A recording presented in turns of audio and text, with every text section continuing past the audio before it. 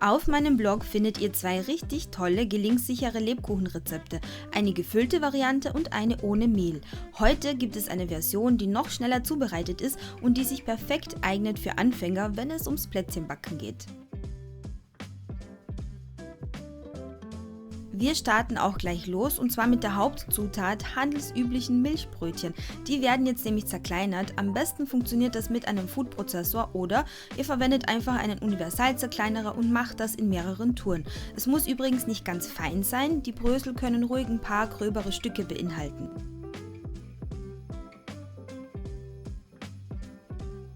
Zu den Bröseln gesellen sich jetzt folgende Zutaten und zwar eine Prise Salz, etwas Vanille, Lebkuchengewürz, Backpulver, Zucker und gemahlene Mandeln. Außerdem füge ich hinzu Orangat, Zitronat und Dessertkirschen, die ich vorher noch etwas klein gehackt habe, weil es mir sonst einfach zu grob ist in dieser Masse. Dann wird alles gründlich vermengt und achtet darauf, dass ihr so Klümpchen von kandierten Früchten immer mit den Händen ein bisschen zerlegt, also damit sich wirklich alle Zutaten gut vermengen.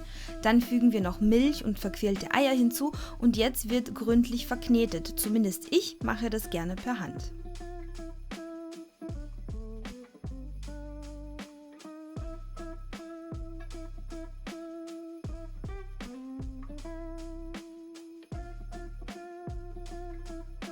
Die Masse ist, wie ihr seht, feucht und klebrig und genau so soll sie sein.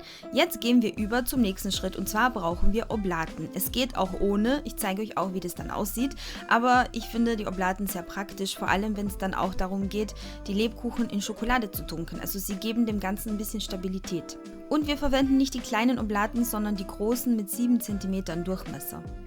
Und ich habe hier eine Lebkuchenglocke mit 7 cm Durchmesser, die ist in diesem Rezept sehr praktisch, es geht aber auch ohne, also ohne Lebkuchenglocke und ohne Oblaten und das zeige ich euch später auch, aber für den Anfang machen wir es mal mit. Dafür taucht ihr die Glocke kurz in kaltes Wasser ein und dann befüllt ihr die Mulde innen mit der Masse. Achtet darauf, dass es keine Hohlräume im Teig gibt und ihr streicht die Masse dann schön glatt. Also es sollte oben kein Hubbel sein, sondern wirklich eine schöne gerade Linie. Dann legt ihr eine Oblate drauf, dreht das Ganze um und legt den Lebkuchen quasi auf ein mit Backpapier ausgelegtes Blech. Ihr legt ihn drauf, indem ihr einfach oben 1-2 Mal dreht und ihr seht, dann fällt die Masse von alleine raus. Und auf diese Weise fahrt ihr fort, bis die komplette Milchbrötchenfüllung verbraucht ist.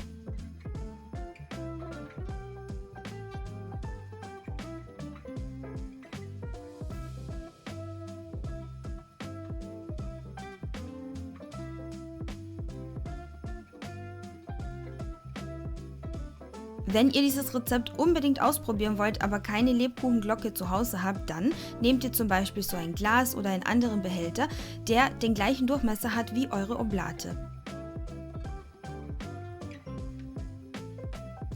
Dann gebt ihr eine schöne Portion von der Füllung drauf und verstreicht sie auf diese Weise, also einfach indem ihr das Messer immer quasi am Rand abstreicht, seht ihr das?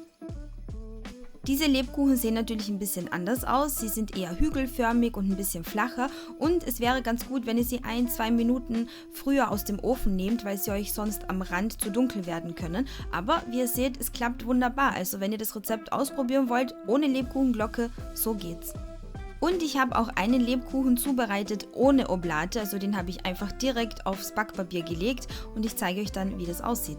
Jetzt wandern sie allerdings in den vorgeheizten Ofen bei 175 Grad Ober-Unterhitze für ungefähr 16 bis 18 Minuten. In dieser Zeit ändern sie ihre Farbe nur minimal, das heißt, ihr solltet sie nicht zu lange drin lassen, weil sie euch sonst austrocknen können.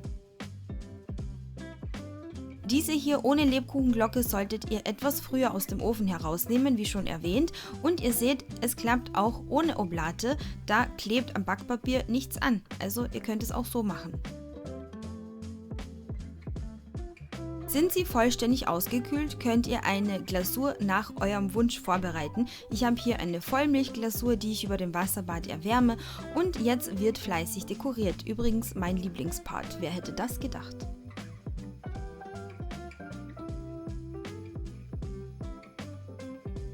Jetzt braucht ihr einen Zahnstocher und den stecht ihr in die Unterseite des Lebkuchens hinein. Ruhig ordentlich, damit ihr genug Stabilität habt. Dann taucht ihr den Lebkuchen auf diese Weise in die Glasur hinein und zwar nur bis zur Oblate und lasst alles gründlich abtropfen. Danach legt ihr ihn auf ein mit Backpapier ausgelegtes Tablett.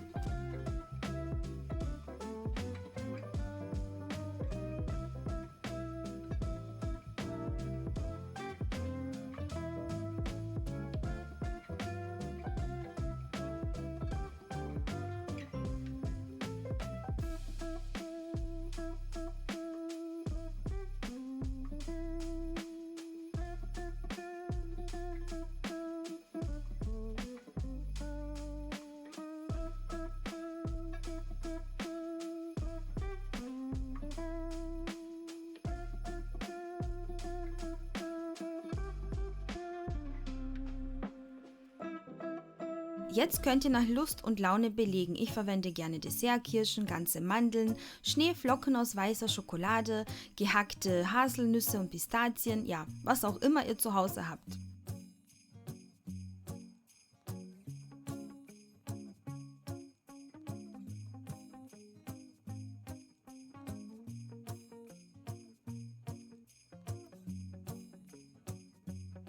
Lasst die Glasur zunächst bei Zimmertemperatur und dann im Kühlschrank fest werden und ihr werdet sehen, die Arbeit und die Mühe lohnt sich.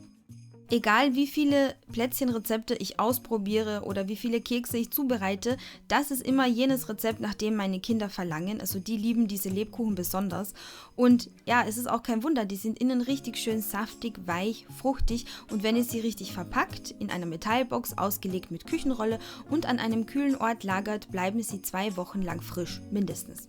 Wenn euch dieses Video gefallen hat, gebt mir einen Daumen hoch, abonniert meinen Kanal und es würde mich freuen, wenn ihr mich auf den anderen Profilen besucht, auf Instagram, Facebook, Pinterest und TikTok.